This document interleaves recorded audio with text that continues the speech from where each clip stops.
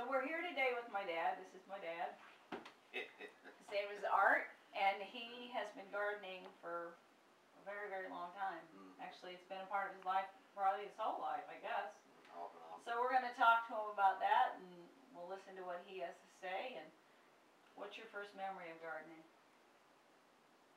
Helping my old man put up the poles for the pole beans. I was about 6, maybe somewhere along in there.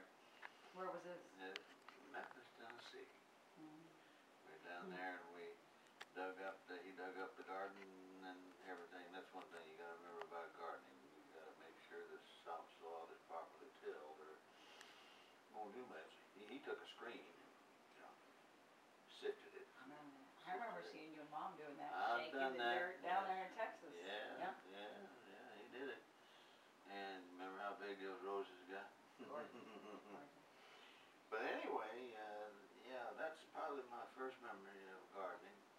I don't remember how enthused I was about it at the time. But, so we got her done. We got her done. Pole beans, Kentucky Wonders. Kentucky Wonders. Kentucky Wonders is what the name was. What else did you grow? I mean, why did you grow vegetables when you were growing up? Well, there's a couple of reasons actually. We had to eat. And this was right after the Depression, not too long after the Depression. And, well, the Depression really didn't get over the mid-40s, I guess, but the war and all that pulled us out of it. World War II, everybody my age just says the war. There's been many since, but anyway. That big one. That big one. And, yeah. They lied to us. They told us that first was the war, end all wars, but it didn't work. Anyway, it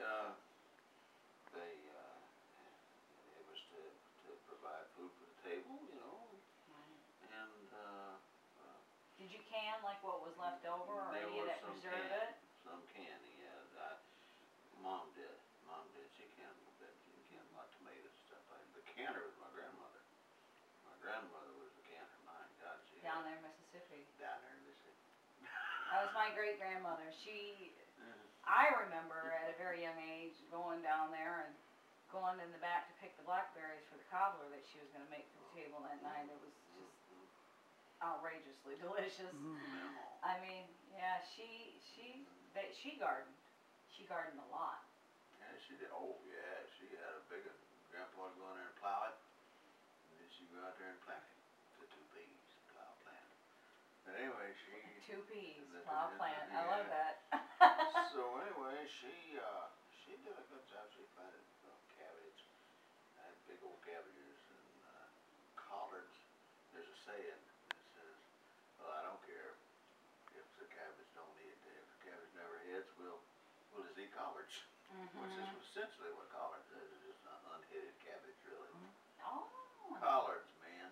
Did you have kale? Did you grow up eating kale? Not much, but I think that likes some cooler weather, yeah, some cooler climate, yeah. But my grandmother grew just everything. She grew butter beans.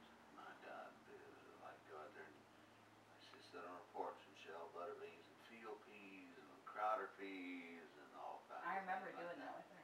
Yeah. I did that with my great grandmother down there on the porch. You hear them tinkling. Kosciuszko, Mississippi. Kosciuszko, the home of the celebrated Oprah Winfrey. Well, where she was born anyway. Right. Yeah. Right. Yeah. So it was a good. Pardon me?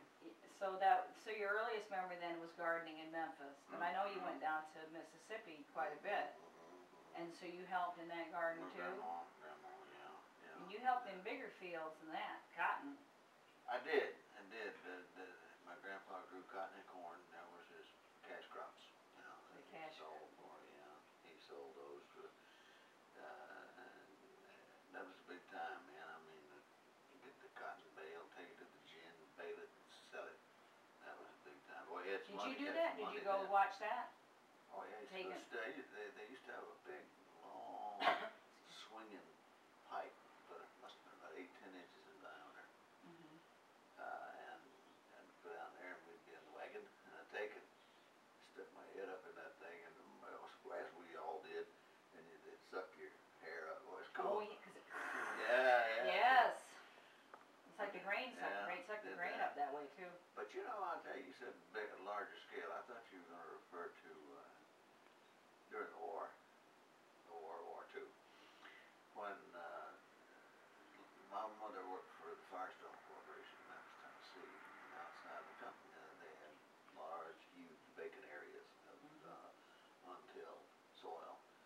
So what they did, somebody got the brilliant idea, which was a brilliant idea in fact, went out there and they tilled it all up and they allocated, and it was long, I mean the rows must have been 100 feet long, or better. 100 feet in this part of the country we're in now is nothing. 100 feet, 100-foot row. But anyway, they did and allocated so much of it to whoever wanted to utilize the ground to grow a garden, and they refer to them as victory gardens. Victory gardens. And there were a lot of those around the country. well, there more than likely were, but I saw the one in Memphis at the Firestone Corporation there, and I remember one old gal that said, well, I can't remember their names, but it doesn't matter. So anyway, got down there and planted those. They planted peas and beans and cabbages and kings, no kings, and everything. They planted just several different kinds of vegetables, tomato plants. They had a lot of tomato plants down there. And it was good. As a matter of fact, it made quite a bit of food, and it was indeed a victory garden because it fed people that. Well, and some of it they took it and then shipped it to the front to the soldiers. You know? Oh, really?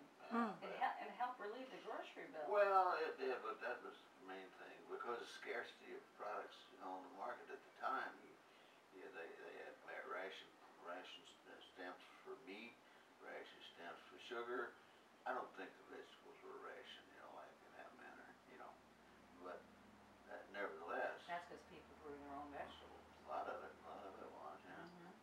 And we had a grand time down there doing that sort of thing. And then as when I was 24 and your mother and I married, the thing of this is after we got married, we started, when we got an opportunity, we planted little patches of this and little patches of that. And when you were a baby, we planted little patches over in our Japanese quarters over there. Yeah, talk about that growing the grass in the front yard over there in Japan. Well, you see, in Japan, they do more rocks. They do more rocks and fine gravel, pea gravel, and that sort of thing. And they have special rakes that they go in, and make and each stroke has a meaning. I mean, they see spirits, and I guess is it Buddhism? I'm not sure. Shinto And all that. Yeah, they see